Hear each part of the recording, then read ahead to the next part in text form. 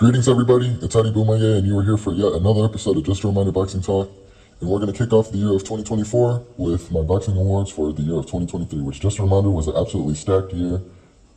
We saw a lot of very memorable moments. We got a lot of bouts that we wanted. We got a lot of bouts we didn't know we needed. Saw some spectacular knockouts. A lot of guys implemented themselves. It was just a tremendous year for the sport overall, and I hope 2024 is as good, if not better. And I strongly believe that it can be. I have a lot of notes here that I took last night. So before we get started, I have just one correction for my last episode, and I don't know how necessary it is, but just in case. When Tanner and I were discussing Rayo Valenzuela's highlight reel knockout win over Chris Colbert, when Tanner was talking to me about how he felt about Valenzuela's performance win and all that, he was like, I'm not entirely convinced that he won the first fight, and I agreed. However, upon listening back, I didn't really catch what him or I said. See, I don't know if that's what Tanner meant or if he said it the wrong way, because I remember I had asked him months ago who he thought won. He just said Valenzuela. He had no follow-up, just said Valenzuela, so I don't know if he meant he wasn't entirely convinced that Colbert won, or if in hindsight he didn't think that Rayo beat Colbert decisively. I don't know. But if either of that is the case, I don't agree. I don't agree that Colbert won, is what I meant to say. I thought Valenzuela won it without the knockdown. I really thought that I really thought that Rayo had to step off the gas in order for Colbert to even win a round. I thought it was a 96-93 decision.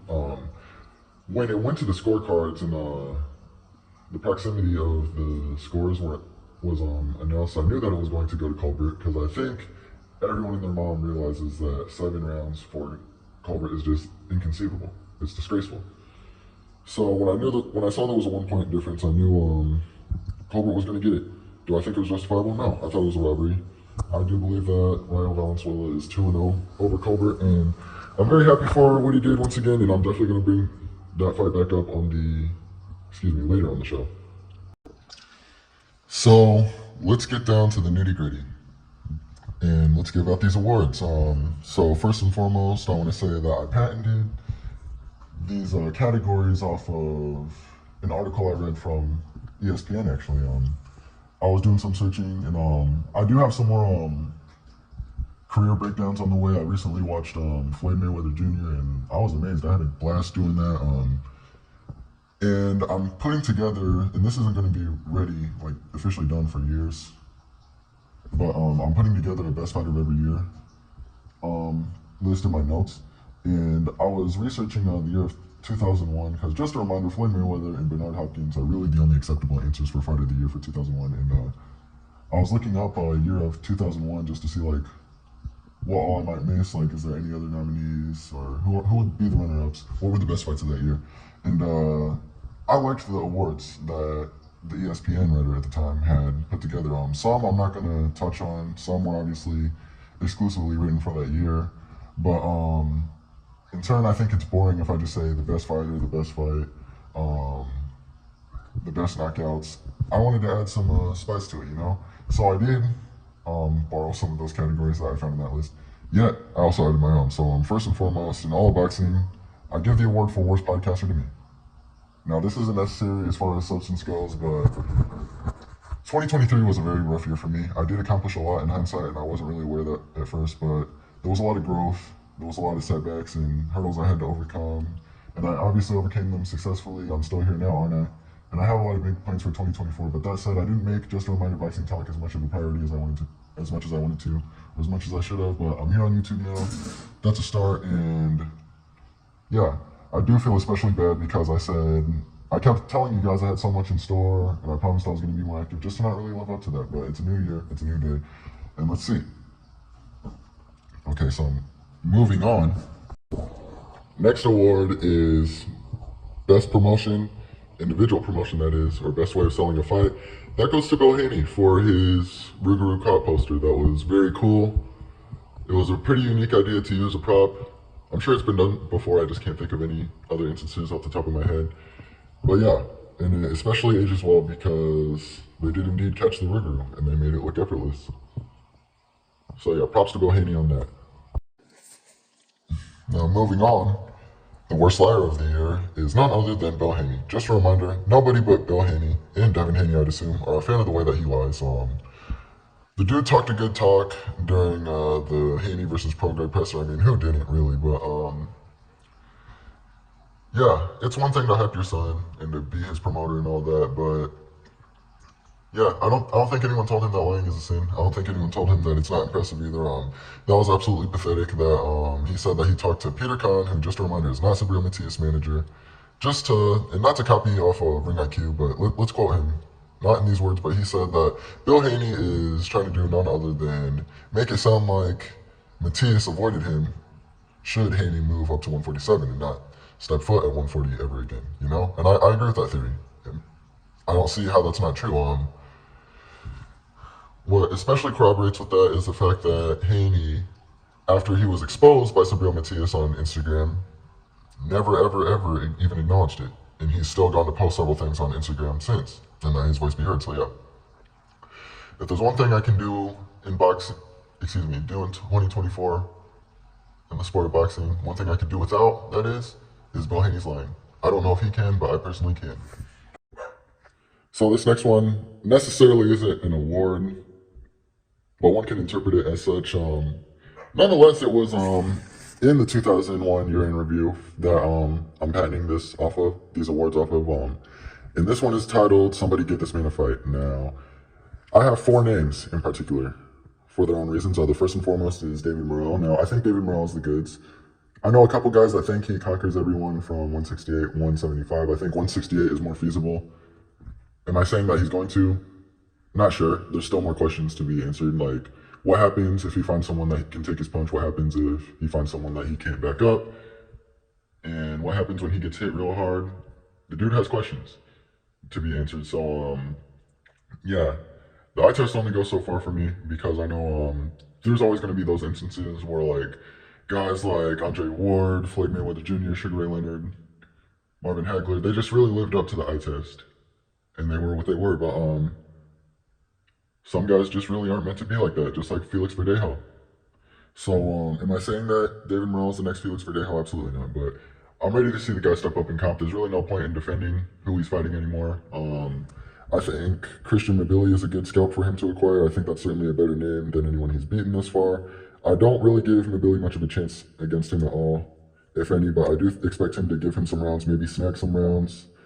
At least one or two, but if Morrell knocks him out early, then he definitely is the real deal. I do think Plant is a great test for him. That's possibly the best measuring stick possible for David Morrell, but I don't see that fight happening.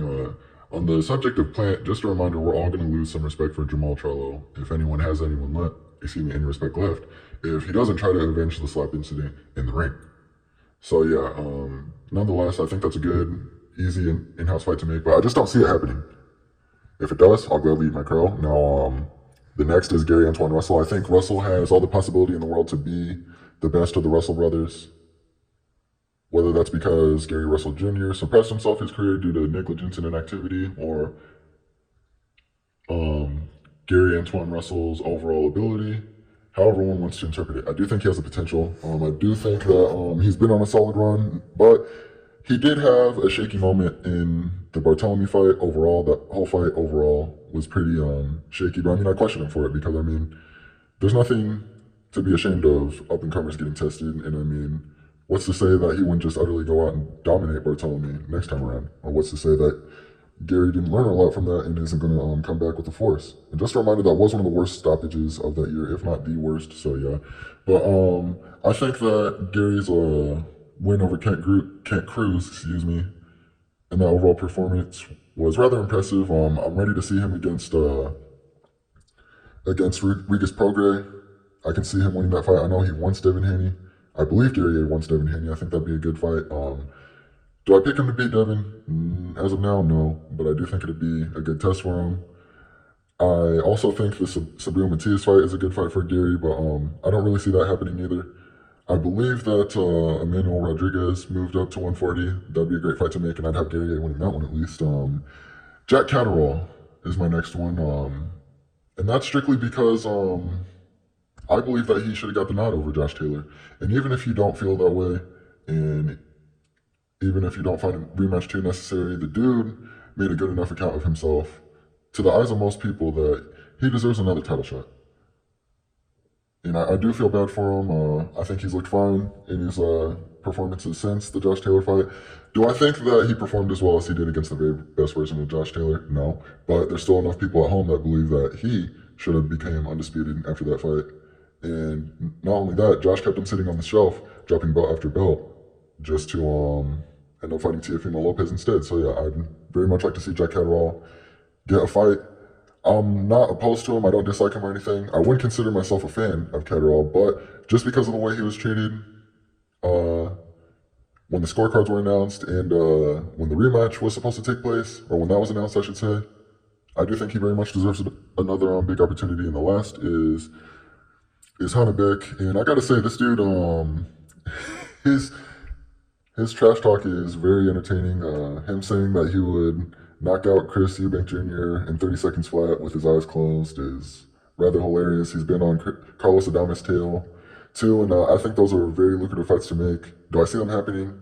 Not so much, but they're good fights to make, and Hannebeck has looked good ever since his rather disappointing bout with Denzel Bentley. So yeah, I believe all four of these guys here have potential to some degree, and yeah, I'd like to see them step it up in 2024. Now, this one I'm going to keep short and sweet, but for best referee, I've got Jack Reese and Harvey Dock.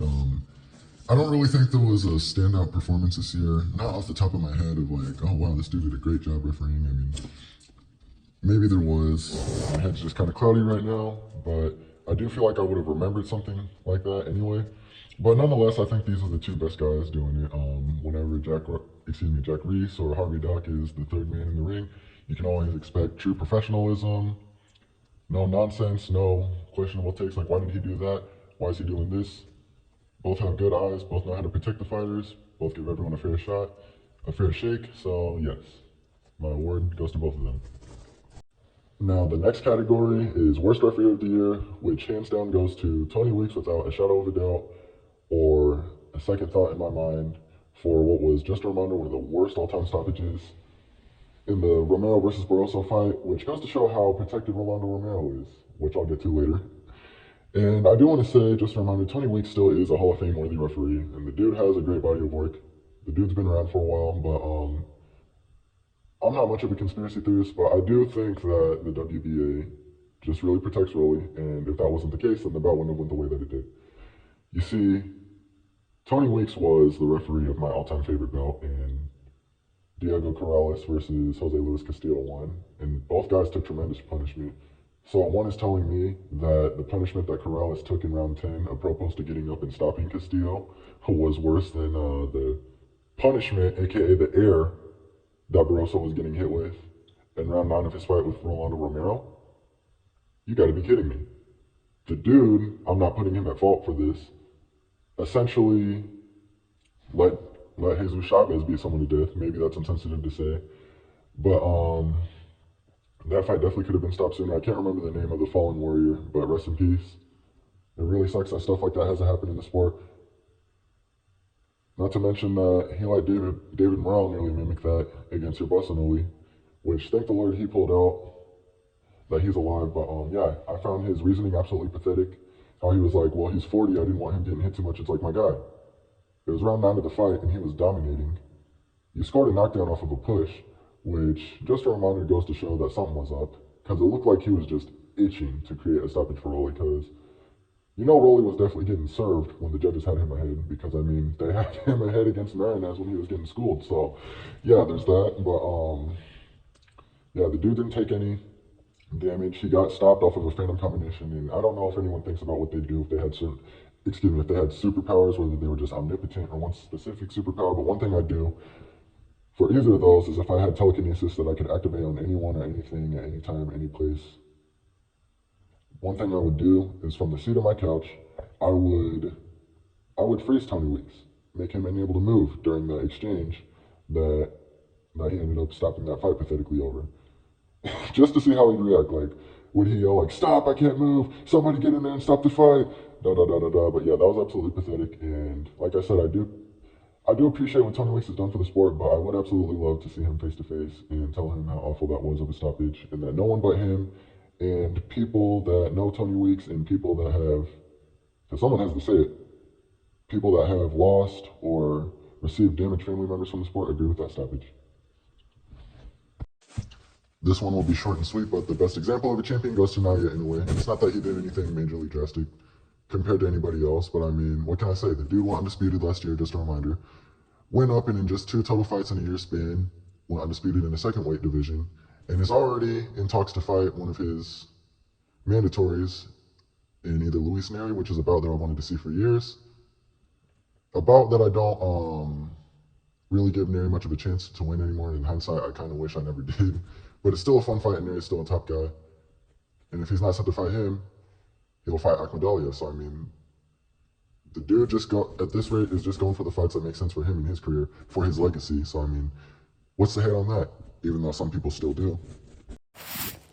Now, the most underrated champion is a 3-way tie. Either of them have an argument in, the entire country of Japan. But nah, first and foremost, I'm going to start off with Kenshiro Teraji, who not only is one of the more underrated fighters of today, he's also one of the more exciting. Now, Teraji, or simply referred to as Kenshiro by many, suffered his first loss not too long ago, a 10th round stoppage loss to Masamichi Ibuki, who is a knockout artist and a great talent in his own right. But he came back to knock out Ibuki in just 3 rounds, and he's been knocking out everybody ever since. Last year, I talked about how excited I was for his match against another extreme talent in Hiroto Kiyoguchi, and I actually picked Kiyoguchi to beat him, and I wasn't too sure about it, and I'm glad that I wasn't confident about it in my words because, man, Kenshiro didn't really give him a second to assert himself. It wasn't close.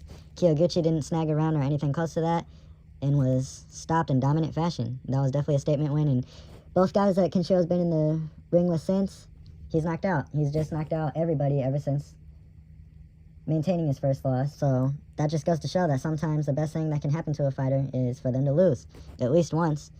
And he's set to fight Carlos Canizales, who's been a very underrated fighter and one of the top guys of that division. I'm excited for that. I expect Kenshiro to win again. To walk away with yet another stoppage win on his roster over a very solid scalp. And yeah, I'm excited for that. There's Gento Nakatani, who I told everyone was going to show out when he fought Andrew Maloney. And just a reminder, he stole the show on that card with names such as Vasily Lomachenko, Devin Haney, Muratala, Oscar Valdez, Adam Lopez on the card. He definitely stole the show, in my opinion, with what was not only one of the best performances, but one of the best knockouts of the year, if not the best. And on top of that, maybe the best coming out party of the year. Nakatani can do absolutely everything. The dude has everything a boxer should have. The power is absurd, and he has the skills to match. I think there's only 2 or 3 guys that haven't touched down from fighting him, even though he's gone the distance, I think, 7 times off the top of my head. And he does have a win over Masamichi Ibuki, who I told you was the guy that beat Kenshiro. And last, but certainly not least, is Kazuto Ioka, who most of us true boxing fans are aware of. And even though he did have a shaky draw with Joshua Franco, who I do wish a happy retirement, he just closed out last year, that is, with a dominant knockout win, actually, over Venezuelan knockout artist Josper Perez. And it seems like that's just what Ioka likes to do, is show out at the end of a calendar year, just like how I picked him to stop Tanaka when they fought, and that's what he did in exceptional fashion. So, yeah, Ioka is a 4-division champion. He's been on my pound-for-pound list because of that. I mean, a lot of people, a lot of casuals, a lot of Americans in particular, don't like that because they don't like the lower divisions. They don't feel like they need to educate themselves on the lower divisions, but I don't feel that way. And Kazuto Ioka, in my eyes, should be going down in the Hall of Fame when it's all said and done. Now, for most overrated champion, that goes to 2 people, and the first is Rolando Romero. And I'm putting an asterisk on that because I don't really consider the regular WBA a legit title. I consider it a secondary belt. I consider the Super Championship the real belt, and I do want to say, given that some people seem to consider the WBC franchise belt the real WBC, at least for the time being, I never really held too much stock into that because When was the last time we had a franchise champion? That thing came and went, so yeah. Am I saying the WBA regular means nothing? No. But I don't consider one a world champion anymore with that due to the introduction of the super champion. I consider it like a junior championship in a way. Like, it has more stock than the the IBO, but it's not on par with the rest of the 4 major organizations, and it's not even on par with the lineal belt, so yeah. But Rolando Romero he's nothing but an accident waiting to happen. I mean, Abdul Wahid exposed this. I mean, that fight went how I expected it to go as far as the outcome goes, but I didn't think that Wahid would lose rounds to Romero, which goes to show why I think he's the most overrated champion there is today, but I'll touch back on that later. But as I alluded to earlier, Romero has benefited from not only one of the worst decisions of all time in Jackson Marinez, but one of the worst stoppages, easily a top 5 to 3 worst stoppage in the the Barroso fight. And yeah, I think he's food for any live body at 140. Just a reminder, Rolando Romero did everything he could to duck O'Hara Davies, who I think would starch him. And yeah, the dude's been sitting out, said he was injured, and on social media says he's not even worried about boxing and just wants to focus on vacationing. So, I mean, yeah, just a reminder, Rolando Romero is easily one of the most protected guys today, just to make Abdul Wahid's win over him look better, which is absolutely pathetic. And if you can't see that, then you're blind. And Abdul Wahid is the most overrated concrete champion today, upon him being upgraded to the Super WBA lightweight champion via email. Now, I will say, I will give him credit. I think he looked good this year. I've been a naysayer for a long time. Am I saying the power's not there? No, not at all. Am I saying the skill's not there or the speed? No, not at all. But the it factor is not. And the dude, upon stepping up in competition, has looked more and more hittable. And he's lost so many rounds to people that he shouldn't. And people are like, well, he's a counterpuncher. Like, okay, so was Floyd Mayweather. And I mean, obviously, there's only going to be one Floyd Mayweather, but Floyd didn't just give away rounds to people. It really makes no sense. So, yeah, I don't think Davis is an elite boxer. I would say he has elite power, but I really can't. There's absolutely no way, just a reminder, to justify him taking so long to stop an old, injured, washed up, blown up Gamboa. And I mean, like I said, he's looked good this year. I thought he was going to be, I thought he'd knock out Hector Garcia early and lose like all, if not most of the rounds, but I thought they were 4 for 4 going into the stoppage, and I think Wahid looked good in the exchanges, and I could see one saying that he was up 5 to 3 going into the final round, or once the final round was ended, whatever. But yeah, and I think he looked good against Ryan Garcia, but I expected Ryan Garcia to be an accident waiting to happen too, because the dude, I never looked at him as durable upon getting rocked by Carlos Morales, and the dude just can't stop sticking his chin in the air. Not to mention he was the lesser skilled of the two, so yeah. So yeah, he looked good this year, but he is still very overrated, and he has the worst fan base possibly of all time, with people saying, so what, he beat them anyway. And so what if so what if he doesn't fight these guys? He's making more money than them, so why not stick to the formula? So at that rate, one gets the impression that Wahid is in this for money, not glory. Same with Jaime Munguia. And his stance just like to sugarcoat it by saying, well, so what? He beat the other guys anyway. Based on what? So, yeah. Now, the award for best trash talk / press conference alike actually goes to everyone involved in Devin Haney versus Regis Prograis. Everybody did their part. Everybody was hilarious. Everyone had quotables. Everyone had cringe moments. But, yeah, both of the press conferences were perfect. I mean, even Eddie Hearn was hilarious, for what it's worth. But yeah, I do think that Devin Haney put on his best performance ever, and I do think he has the potential to conquer 140, even if I don't think I'd pick him to. But nonetheless, it was an easy shutout win. He won every second of the fight. I remember Tanner was the first to point out that he wasn't going to lose a round, and I could have seen that in like a boring, like jab, occasional right hand style, but I mean, he really put the beats on Regis Prograis and lived up to his talk. He just didn't knock him out. That was really the only thing he failed to do. And yeah, the only thing that sucks about that is if it was a close fight, at least, we could have gotten a trilogy eventually, which means we would have gotten some more glorious press conferences between Devin, Regis, Bill, and Evans. Really quick on that note, I want to say the worst trash talk of the year, hands down, goes to Daniel Dubois for that ultra cringe line that he said to Jarrell Miller ahead of their presser when he said, "Hey Miller, every baby has a daddy. I'm gonna beat you like I'm your daddy." This one will be short and it's next to irrelevant, but the best ring walk goes to Canelo Alvarez versus Jermell Charlo. Honestly, the best thing that Jermell did in that whole night actually was wear that robe, because that robe was sick. But Canelo's ring walk was cool. I mean, the dude's had like some of the best ring walks in recent years. But watching him walk out with watching slash hearing, I should say, him walk out with some Mexican rappers as opposed to mariachi stuff, that was actually pretty sick. Like, I don't know what those guys were saying. I wouldn't listen to that in my free time per se, but seeing him walk out with that in the background was pretty hard, not gonna lie. This next one goes to the most bizarre event of the year, which was, in my opinion, the low blow incident with Usyk and Dubois. I don't really think it was a low blow. I think it was a clean shot, and I think it should have been ruled as a knockdown, but I do think people are blowing it out of proportions when they say that Dubois knocked him out, or it should have been ruled as a champion, because it boils down to what the ref did. The ref told Usyk to stay down, and that's what he did. It was just him taking advantage of what was legal at the time.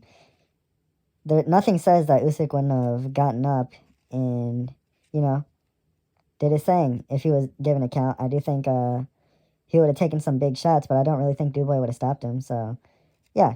Nonetheless, the fight went how I expected it to. Usyk dominated. He stopped him like I predicted. And something else that was bizarre was how Dubois quit, because just a reminder, he factually quit just to go to the courtroom along with his promoters and managers and ish and say, hey, even though I quit, can you guys say that I won the fight?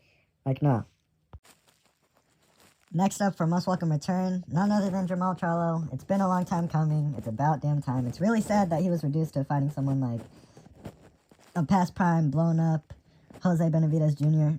I mean, granted, he did what I thought he would, which is win the fight clearly, but either Jose is tougher than I'm giving him credit for, or Jermell is just not really the puncher that he was at 154. I mean, it was obvious that he wasn't at 160, but I was very shocked that he couldn't, as much as score a knockdown. I mean, granted, he hurt him multiple times. He just could never close the gap.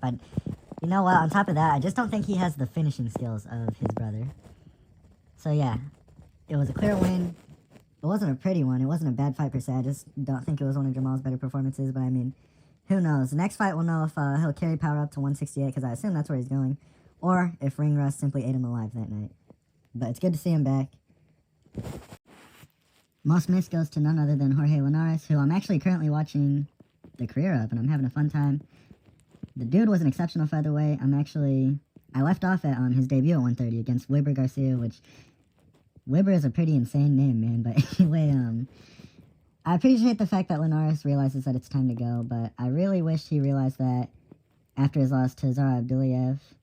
I mean, even though he was arguably ahead on points at the time, he didn't really need another knockout loss on his record, and he took 2 more unnecessary losses after that, even if he stood on his feet for the entire time for those. Yeah, I mean, the dude should be a Hall of Famer. The dude was a force to be reckoned with, and always satisfying to watch in his day, but Father Time is undefeated, and I wish him a happy retirement once again. I believe he still lives in Japan, and I mean, I don't know about you folks, but being retired and living in Japan sounds glorious to me. And the best newcomer goes to none other than, and almost by default, the Black Jorge Linares, aka Andy Cruz. I mean, we all knew that Andy Cruz was gonna do some good in the pros. I mean, it's only 2 fights in for him, but he's looked the goods. Even though Juan Burgos is the total definition of a gatekeeper, he's still not one that one typically debuts against. And Cruz pitched an easy shutout win over him, and then last time out he looked phenomenal. And I do think that world titles are in his future, and I would pick him to beat Keyshawn Davis yet again if they do make that fight soon. Now, I'll be the first to admit I haven't been prospect watching like I should be or could be, but I do have I have a couple names for the keep your eye on category. So Bruce Carrington, just because dude was arguably prospect of the year. What he did to Jason Sanchez was very impressive. The dude's got power, skill, speed, and I do see him becoming a contender very soon. And on the other hand, for a totally different reason, I have Saya Satsumi, who is a total slugger. His tragic win over Kazuki Anaguchi, who I really hope and pray that he recovers. That fight, as tragic as it is as of now, it was one of the most underrated of the years. The co-main to Inui versus Tapales, and Satsumi was able to snag the decision by dropping Anaguchi a total of 4 times. And on terms of rounds, it was a draw. Neither showed anything spectacular other than guts and will and power. But yeah, Satsumi is one of those guys that I think will just be local level for their own good. And I don't expect him to do anything major, but I do expect him to always be a fun watch based off what I saw that night. Now, for the Somebody Stop Them Award, if you want to call it that, this will be shared by Guillermo Rigondeaux and Onito Donaire. More so Rigondeaux, actually. Now, Rigondeaux has been past it for a while. And even though both were pathetic in the Casemiro fight, and even though one could very well make a case that he won that fight, a good case actually, in what was just a reminder one of the worst fights of all time, he really had no reason to stick around after that, and losing to Vincent Astrolabio in a fight that really no one was aware of showed us everything we need to know. And no disrespect to Astrolabio, he wouldn't even touch Rigondeaux in his prime. And I mean, granted that Rigondeaux has gone 2-0, both by knockout. Since losing to Astrolabio, he really has nothing left to prove, and he's not going to do anything major. He's not going to beat any live bodies, so yeah. Not to mention, I'm shocked that he still wants to fight after that pressure cooker accident, which I'm glad that he was able to recover from. And Nonito Donaire, his case was more curious than Rigo's was, because Rigo's is as obvious as it gets, whereas, Donaire, I was somewhat convinced Donaire would win his last fight, and I didn't want to write him off for losing to Inui that quick, because, I mean, the monster is the monster. But Donaire still bounced back very well after his first loss to Naoya in a way, but I really don't think he has it anymore, and he should just write off. Worst behavior before a fight goes to Devin Haney ahead of the Lomachenko fight. Given that the fight wasn't a grudge match, I mean, the two had some words for each other, but it definitely wasn't a grudge match in my opinion. Well, given that there was really no, hatred between either of them, for Devin Haney to just put his whole heart into a gigantic push at the weigh-in was really stupid. Now, the fine, I admit, was very exaggerated, and it is a good thing that it was narrowed down. But I'm not mad at the fact that it wasn't taken away. Yet it's still laughable, because I do believe that Devin Haney did do that to try and sell the fight, which didn't work. But, yeah, it just got him fined instead. Could you imagine how stupid that would have been if Lomachenko fell and hit his head and they couldn't go on with the fight and it messed up both their money? That would be absolutely stupid. Worst behavior outside of the ring goes to Felix Verdejo.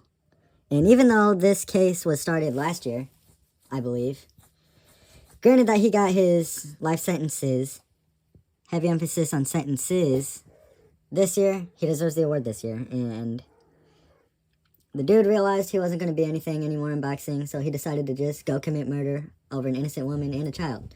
It's very sad, unsettling, and disgusting to read about, and I'm just glad justice is served. And I hope that his inmates have fun with his butthole at least 60 times a day, every day for the rest of his life.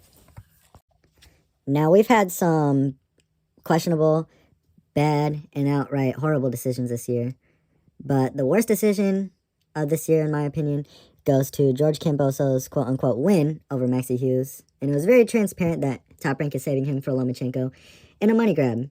In a fight that's also very disappointing, because after giving Devin Haney the fight of his life and arguably deserving to become undisputed, it just feels like a step back for Lomachenko to fight someone like George Kambosos, who never was an elite to begin with, but is also clearly regressing. Now, Kambosos, or Scambozo, as I prefer to call him, and I'm not the one that came up with that, just saying, but George is not too unfamiliar with having to win fights by the skin of his teeth, but victory over Maxie Hughes didn't seem like something he had his jaws on in the first place.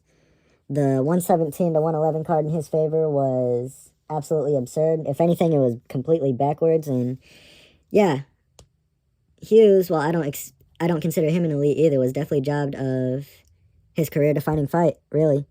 So yeah, I do hope that he gets another opportunity. And I do hope that Lomachenko lays waste to Kambosos, and we never had to see him again.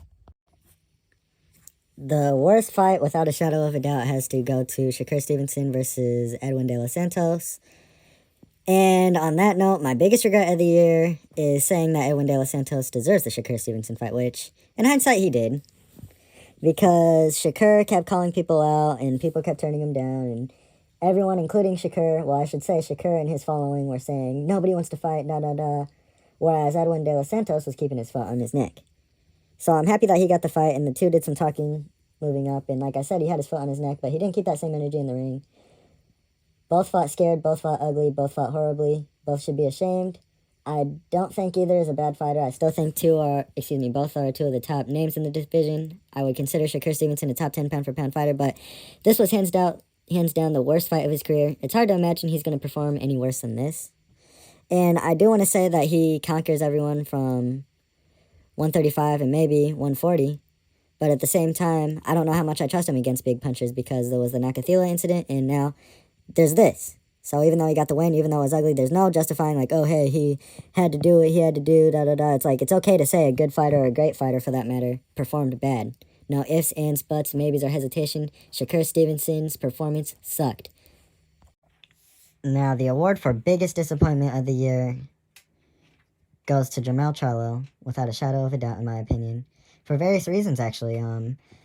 First and foremost, nobody was more happy for him when he went undisputed than me, and nobody wanted to see Terrence Crawford versus Jermell Charlo at 154 for all the belts more than me. That was my dream fight. I said that. Of this era, that is. I actually wanted that fight more than Terrence Crawford versus Errol Spence, because I was that confident that Terrence Crawford was going to stop Errol Spence at some point in the fight, and that he was going to win. I wasn't very confident that Spence would have walked away with the win in that fight, and I was right. Well, anyway, obviously one is going to make way more money against Canelo than they are Tim Tszyu.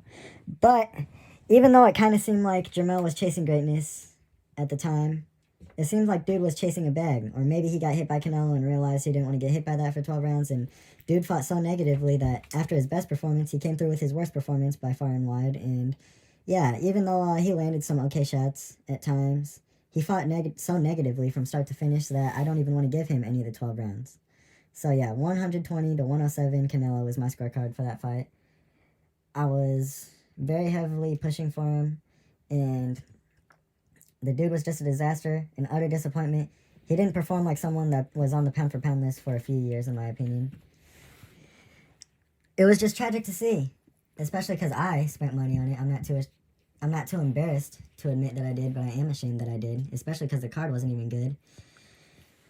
But yeah, Jermell really let me down, especially with how confident he was acting leading up. I mean, he was showing too much respect leading up, but still, his ego is his ego, and the dude pooped the bed and lost every round, and who knows what he's going to be at this stage. I don't think he's going to go to 154 safely again.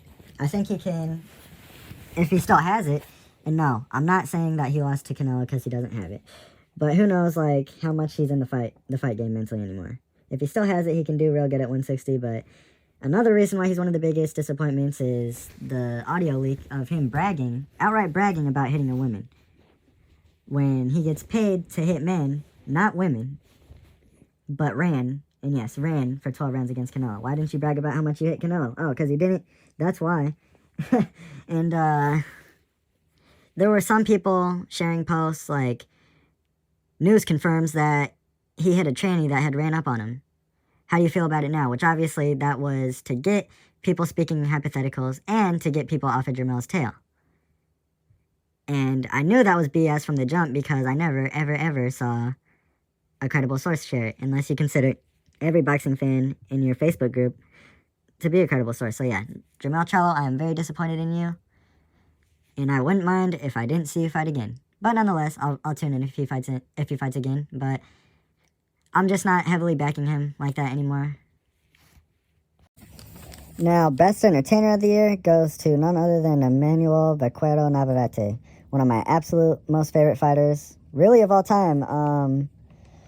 I do think the dude is going into the Hall of Fame when it's said and done. And even though he didn't get the nod in his last fight, the dude's still undefeated in 13 championship fights and really has no sign of slowing down soon, which is funny because I thought he had 3 somewhat flat performances altogether in Gonzalez, Baez, and Wilson. So now that I mentioned Wilson, obviously people thought he was exposed and maybe too small for the weight, but Wilson was still crafty, huge, and strong.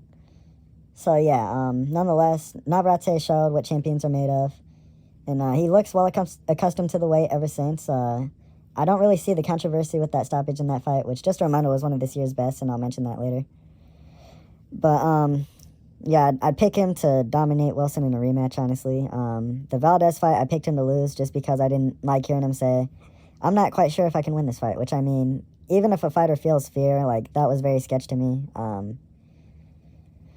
I also didn't like how he had to strip down to make 130, which I thought was a bad look given how recently he had entered the division. But after arguably his scariest performance, the dude came through with his best performance to date. And I ultimately regretted picking Valdez to win that. And, you know, what's funny is I know the fight's not over till it's over, but after I saw that first round, I knew Navarrete was going to get the win. Just seeing how well he handled his reach advantage, or utilized it, I should say, and how Valdez couldn't keep up in the exchanges. He was beating Valdez to the punch every time. I really, not to say that Valdez didn't get his fair share of licks, and I really think CompuBox probably exaggerated that fight.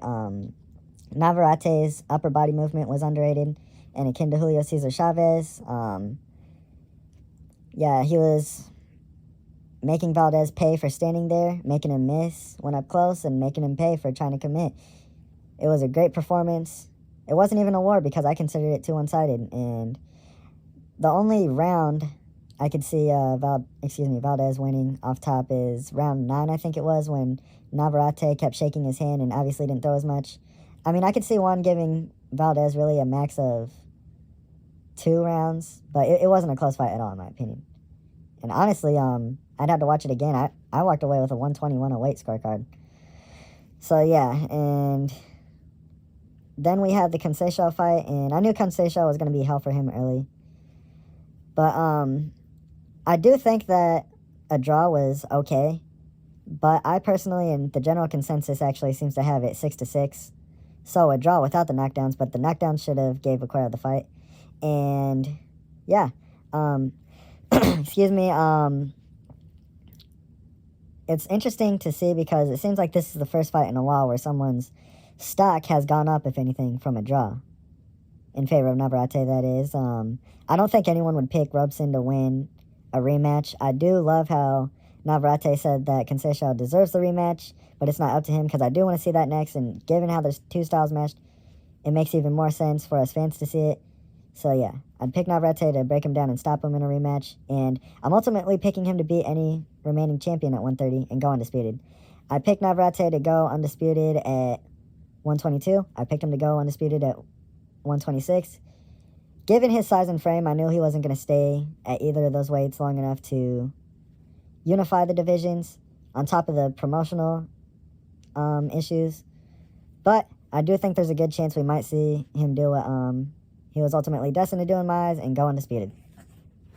And thank you, Emmanuel Navarrete, for giving us 3 very thrilling bouts this year, 3 entertaining performances, and I can't wait to see what else he has in store next year. Now for the best trainer of the year, and the funniest shaped trainer of the year, but most importantly the best trainer of the year, got to give it to none other than Brian Bomac McIntyre. Now, obviously the game plan for Terence Crawford to beat Errol Spence was one for the ages. And he does deserve credit for helping Bud go along to where he is today. And while he has had the reputation for not really succeeding with other fighters, the man managed to make Chris Eubank Jr. of all people look good. Now, I still don't think that Eubank Jr. is going to clear out 168 by any stretch, but I do think he's going to be harder to beat because teaming up with Bomac helped him seem to grasp the fundamentals better than he did before. Obviously, Liam Smith is not really one of the bigger or one of the stronger 168s, or one of the more skilled for that matter, but like I said, Eubank Jr. still looked good. It was definitely the best performance of his career, and like I said, the performance that Crawford pitched against Errol Spence is one for the ages. So yes, Bomac gets this. The biggest upset of the year was pretty much a runaway for Rafael Espinoza's win over Robeisy Ramirez. Given that he didn't seem to be on very many people's radar at all, definitely not mine, and I don't mean that with any disrespect. And for what it's worth, Robeisy Ramirez was a big step up for him, and I thought he won that fight decisively. I don't think it was just a 7-5 both score knockdown. Like, I had I had Espinoza winning 8 rounds. So yeah, he looked great against a world-class guy, and this is the second time that Ramirez has been on the opposite end of an upset of the year candidate, or winner, I should say. But I don't think the dude's done for. He was just dealing with a juggernaut, and I gotta say, I'm gonna add more on this fight later, but my friend Julio, who I name drop on like every episode of mine, him and I were talking about how the dude, despite his size, is really athletic, and he basically fights how Deontay Wilder should have been fighting his whole career. For best female boxer of the year, I gotta give it to Amanda Serrano, and most people that seem to give a choice in this category seem to pick Katie Taylor, from what I've seen at least. But I can't put Katie Taylor there, even though it's very impressive that she got her undisputed status back. She still lost this year, so that kind of disqualifies her in my opinion. Whereas Amanda Serrano, who was already a 7-division champion, just became undisputed and hasn't lost this year. Won all 3 fights of hers rather easily, and she pitched a shutout in the first 12-round boxing match in female boxing history, and that's big. So yes, and I do hope that her and Taylor run it back. I was actually one of the few, it seemed, that thought Katie Taylor eked it. I do think that the fight was a pick'em, like it could have went either way, and I can't remember what round it was that Serrano was really putting the beats on Taylor, but I do recall scoring it 10-8. But like I said, it could have went either way. I don't really think it was a robbery, and I do hope that if they run it back that they get 12 rounds this time. Now we move on to none other than best knockouts of the year, and there were so many great knockouts in 2023 that I put together a top 5, but I actually put together a top 6 because I had to include an honorable mention, because just a reminder, we had so many great knockouts in 2023. And my honorable mention is none other than the bomb that Zalai Zong landed on Joe Joyce in the rematch, and the rematch went how I expected it to go to an extent. I knew that it was going to be even more lopsided than the first fight, which, just a reminder, that was pretty lopsided too, and I did expect Zong to stop him again, but I expected more of a standing stoppage. But I wasn't too shocked about the knockout and the way that it was executed, because, just a reminder, no one in the heavyweight division, at least nowadays, truly has an iron jaw. And number 2, Zong has a puncher's chance against really anybody. And I'm happy for him and his momentum. That right hook was from hell, and the only reason that I don't have this knockout higher on the list and in my actual top 5 is because Joyce somehow managed to get up. Next up is Anthony Joshua's right-hand bomb over Robert Helenius, and even though I had Joshua winning every round after the first, I wasn't entirely pleased with this performance of his. I thought he looked a bit slow and tentative, and one can blame that on maybe the fact that he was training for somebody different in Dillian White, who I think he would have done the same thing to, but nonetheless, he did what he had to do, what I expected him to do, and it was very satisfying to see, and it was arguably the best stoppage that he's ever produced in his career. Just the way that Helenius stretched was crazy, and the right hand that put him down was perfect. And I remember after the fact, I was thinking, well, a lot of us fans, we were thinking, like, what's going to happen if we do get Wilder and Joshua next, da-da-da-da-da. Because, I mean, Wilder, just a reminder, did better against Helenius, no matter how it's sliced, but just a reminder, Joshua just did so much better against Parker in comparison than Wilder that it's not even funny. And at this day and age, it's very obvious that Joshua would do the same to Wilder. So, yeah, nonetheless, I'd say AJ had a good year.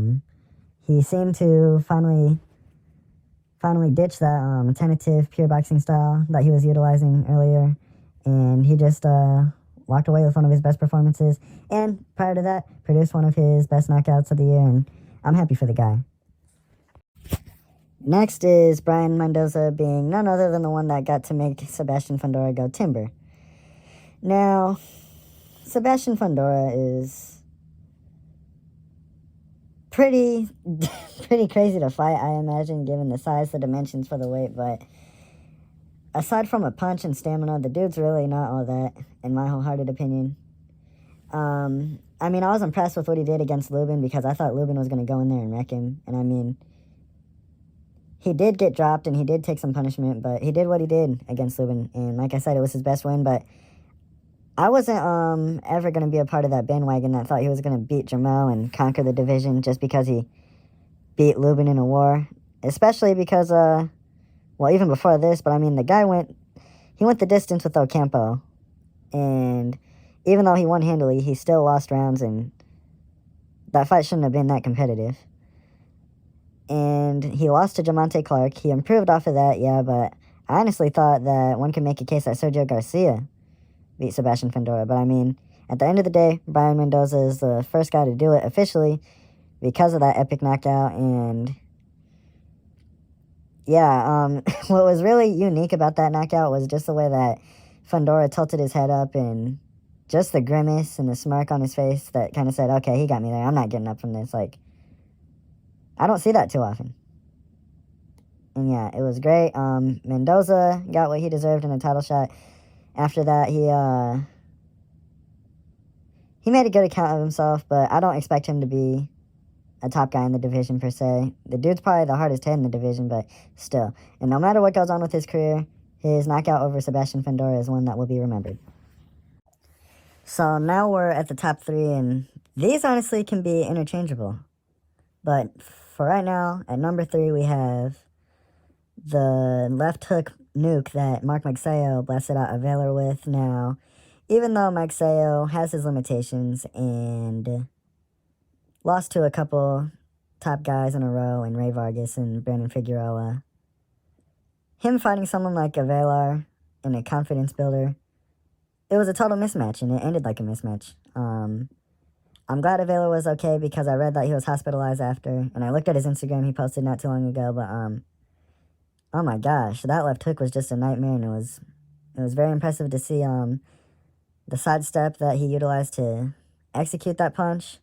Just the way that Avelar was laid to rest under the ropes was absolutely savage, and despite his limitations, there are 2 things that are clear about Magsayo, and this was clear since the Seja fight, which I think was a nice coming out party for him. Number 1, the dude has heart, and he's never going to quit. Number 2, the dude can absolutely whack.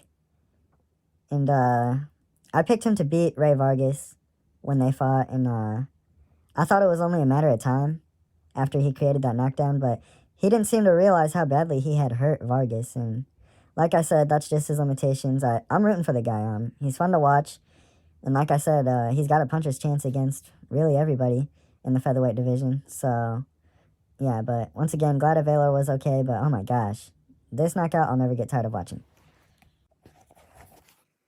At number 2, and this sat at number 1 for a while, is the left hand from hell that Junto Nakatani placed on Angel Maloney's chin in the final round. Oh my gosh. I remember I was a bit occupied during that fight, and I remember I got on Facebook and everyone was panicking, wishing well wishes to Angel Maloney, wondering if he was okay. And thankfully he was okay, but and is to this day, but gosh, that was savage and has infinite replay value. The punch was perfect. The way that Maloney was left afterwards was utterly disrespectful, and he just spited Maloney that night. I think Maloney won a max of 1 round. And I mean, I know styles make fights, but look how well he was able to do against Joshua Franco in 3 fights. And I really do think that Nakatani, should he have stayed at Superfly, really could have conquered the division. But seems he has his eyes on bigger sights, and yeah, I did see a rumor floating around that he might have been fighting Estrada, and I really think that would have been, if this fight didn't already, the win over Maloney, I think that fight would have really put Nakatani on the map and would show people that he is what I think he is. But nonetheless, that knockout was absolutely sensational, and I can't wait to see what Nakatani does in the year of 2024. And for the best knockout of the year, I got to give it to none other than Rayo Valenzuela for that right hand from hell that he hit Chris Colbert with. And maybe I'm a bit biased with this one. I got into several arguments with people. Don't get me wrong, this wasn't something that like I defended like I was getting paid for, but I was not mad. I was not pleased with this decision at all. Their first fight, that is. And I was fairly confident that Raya would win the rematch too. And that he did. Because I saw some people saying that Colbert was going to do it again and in more decisive fashion, and the exact opposite happened. The fight wasn't close at all. Ryle probably lost a round, and that was it. Hurt him several times again. Dropped him early on in the first round once again. And yeah, that right hook was just from another realm. And yeah, I do think Valenzuela has his limitations. Has a puncher's chance against everybody, but I can't see him conquering the division, unfortunately. But for what it's worth, this knockout I just can't and won't ever get tired of. I've watched it I don't know how many times since I first saw it live, and you should have seen my reaction. That was, and it's not like Valenzuela is a favorite of mine or anything, even though I do enjoy him, even though I do tend to root for him. But despite all that, that was amongst the hardest I've celebrated amongst a particular knockout just because it was so satisfying, especially with all the ish that Colbert was talking. So yeah, and I got to give a bonus award to Rayo Valenzuela for the best victory pose of the year, because that pose of him standing in a crouching position in front of Colbert as he's stretched, keeping the rope pinned to the canvas. That's amongst the greatest victory poses of all time, along with Ali over Liston, Pacquiao over Hatton, and I can't remember the guy's name, but somebody that Morales knocked out that he stood over as if he was a deer that he killed. I kind of want to say that that one for Ryo was my second favorite of all time, but yeah, just the way that it's almost as if the rope wasn't there, that Colbert would have just fell through the ring, because my gosh, that was devastating. Now, just a reminder, we had a plethora of tremendous fights in 2023, and just a reminder, none of the pay-per-view super fights that we had in 2023 really stacked up to be any of the best fights of the year. I do think that me, everyone else, and their mom expected Terrence Crawford versus Errol Spence to be the most aesthetically pleasing of the super fights, but it really wasn't. And as much as I love that beatdown by Terrence Crawford, there were far better fights in the year.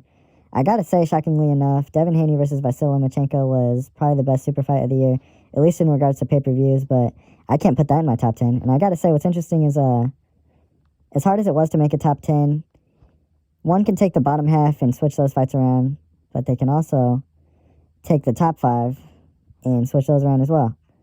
But let's get down to business. So at number 10, we got Christian Mobili's UD win over Carlos Gongora, which was basically an inside exclusive all-out war. And Carlos Gongora was a bit of a flash in the pan. He still has that fight of the year contender, upset of the year contender, knockout of the year contender over Ali Akhmedov. No one could take that away from him. Me and several others thought he was going to be the next big thing in the division. And even though that was a facade, the dude's still a crafty fighter and a great puncher. And he caused Christian Mobili to have his hands full for 10 rounds. But nonetheless, Mobili's got a nice momentum going for himself. And he walked away with a competitive, but clear and very deserved unanimous decision. At number 9, we have Bam Rodriguez versus Sonny Edwards. And I gotta say, as skilled of a fighter as Sonny Edwards is, he's also been one of the biggest trash talkers and one of the top Twitter fingers fighters. And surely enough, Sonny Edwards returned on Twitter, his favorite place to be, to attest how Bam Rodriguez really whooped him, which was satisfying, yeah, commendable. It's funny because Edwards said that he wants to be the best fighter in the world, or believes that he is when he's on, and Rodriguez really came and shut that down. Am I saying that he proved he was really the best fighter in the world in comparison? No. But he showed that he's better than Sonny Edwards. I thought the first half was competitive, and Edwards did snag a few rounds on his way out, but in the second half, it just grew more and more one-sided. I do think that Edwards did the right thing by sitting out for the remainder of the fight, and it was a tremendous performance by Bam, as he usually puts on anyway. But yeah, he's a fixture in the top 10 pound for pound, and I don't see him losing soon. At number 8, we have Artur Beterbiev versus Anthony Yarde, and that fight essentially went how one could expect, or at least hope, for a fight to go when two of the biggest punches in the division link up. And both guys were hurt several times at that, and ultimately, the guy that has more power and more skill on top of that was able to not only win more rounds, but put together the stoppage. And I do want to say I think that Beterbiev got in some rabbit punches, but I don't necessarily look at them as intentional. And the thing is with Beterbiev, given his inactivity, which at this rate seems to be due to injuries and how injury prone he is, it's hard to tell if he's regressing or if we were just underestimating Yarde. Because just a reminder, he still almost stopped Sergey Kovalev. But, yeah. Beterbiev did what I expected him to do, which is continue his undefeated knockout streak, and Yarde still has good fights to be made for him. I expect Beterbiev to destroy Callum Smith unless he's gotten old officially, and it seems like the boxing gods are finally going to give us the Bivol fight after that, and I absolutely cannot wait. But yes, Beterbiev versus Yarde is a war, and it's always going to be a fight worth going back on. Next up, we have a 12-round war in Cordina versus Rakimov, and I picked Cordina to win and by stoppage, which didn't happen, but ultimately he was the only one to score a knockdown, which one could argue was the difference of the fight. Nonetheless, I think the right guy won, and both guys showed good gas tanks, determination, power, heart for sure. Both were able to hurt the other guy several times and keep coming and have answers to being hurt. There was a good amount of ebbs and flow, and this was a very underrated fight. At number 6, we have Emmanuel Navarrete versus Liam Wilson, and even though it's not one of Vaquero's best performances, he still did what he does and got the win and didn't let it go the distance. And I just think it was an off night for him and a rough introduction to 130. Like I said earlier, I think that he would stop Wilson sooner if they were to fight again, but I don't see a rematch happening. But nonetheless, this bout was an instant classic, and thankfully, we got to see Vaquero 2 more times this year. Moving on to the top 5, and at number 5, we got Navarrete again in his 12-round war against Robson Conceição. Now, like I said earlier, I really don't think anyone expected Navarrete to win the early rounds.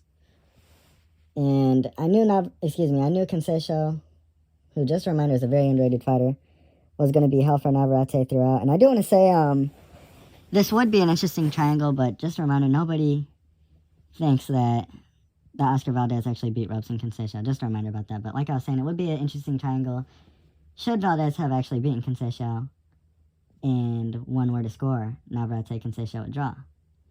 Given that Navarrete nearly beat the skin off of Valdez. So yeah, but nonetheless, this was a super aesthetically pleasing contrast to styles.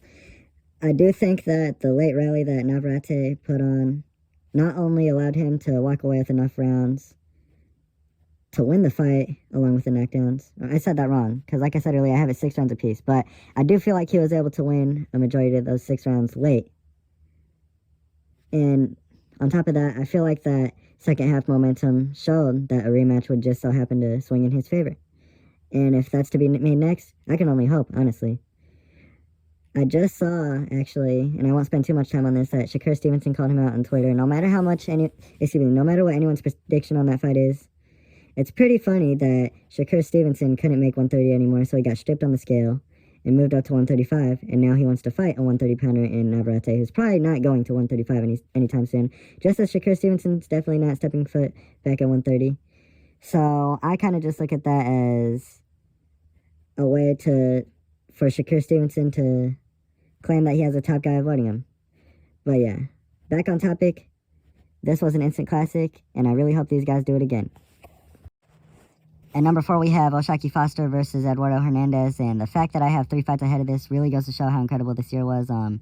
Even though Hernandez didn't walk away with the win, the fight did kind of highlight why the Swarmer style is so difficult for the pure boxing style. Because for most of the fight, which, just a reminder, Eduardo Hernandez definitely was winning on points.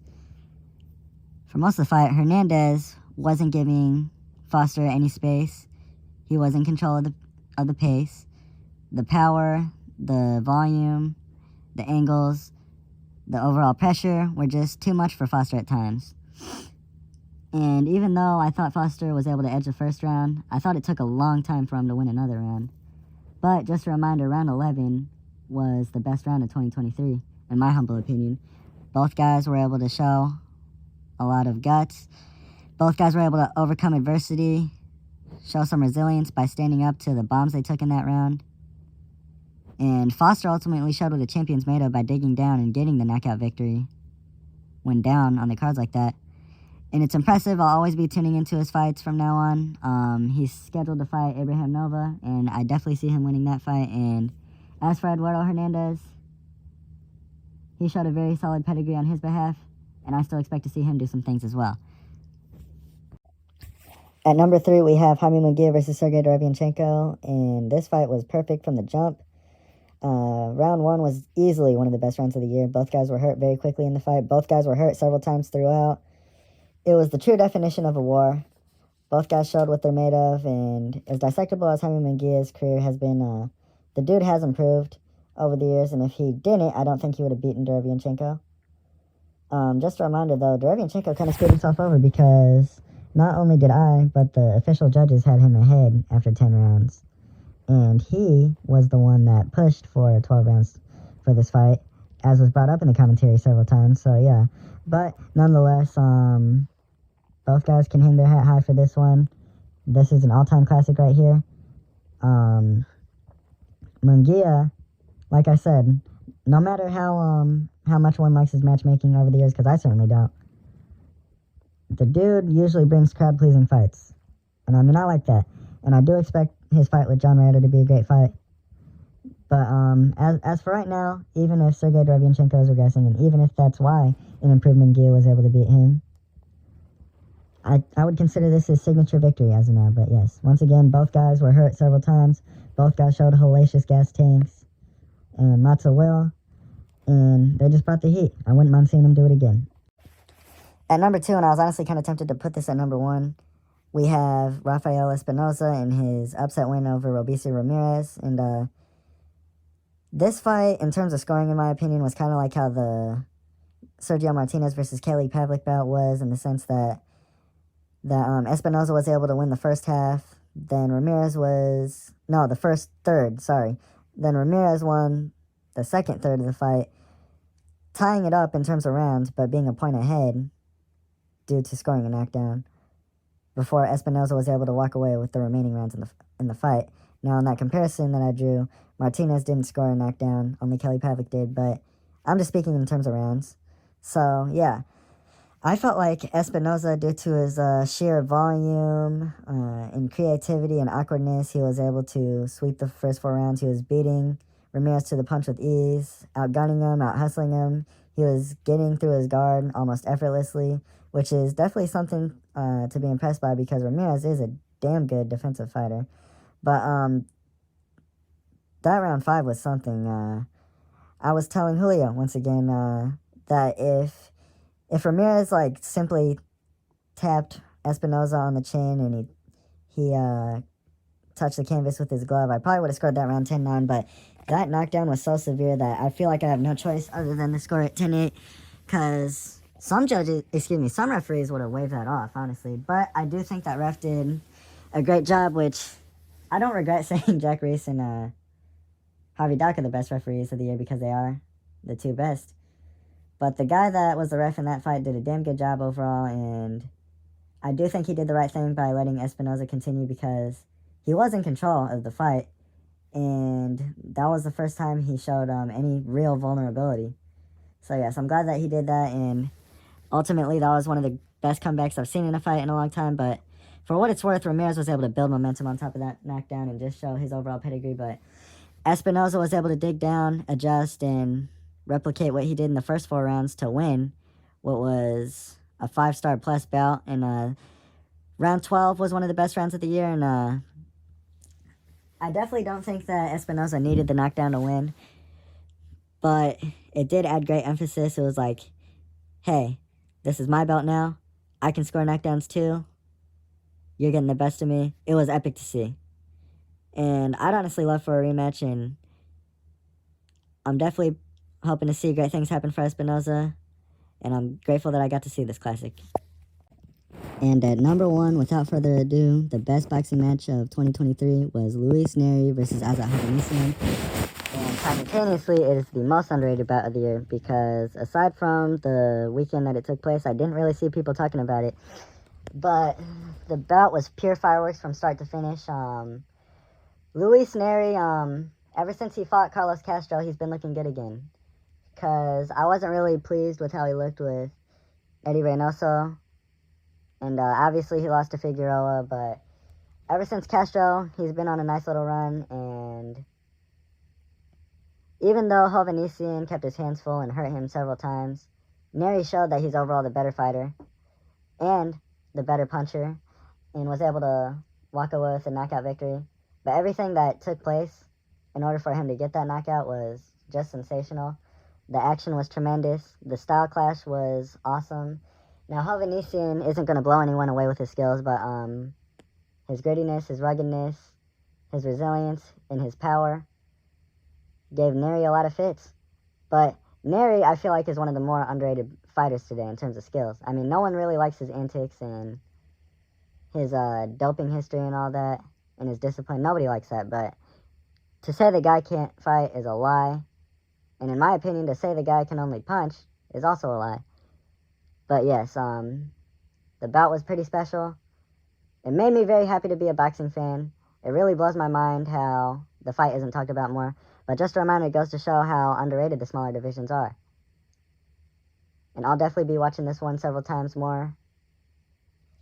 And like I said, my top 5 of this list is pretty interchangeable, but Neri and Hovhannisyan was so perfect that it set a milestone that would be hard to be topped. And even though a few bouts came close, I ultimately don't feel like a bout was able to top this one.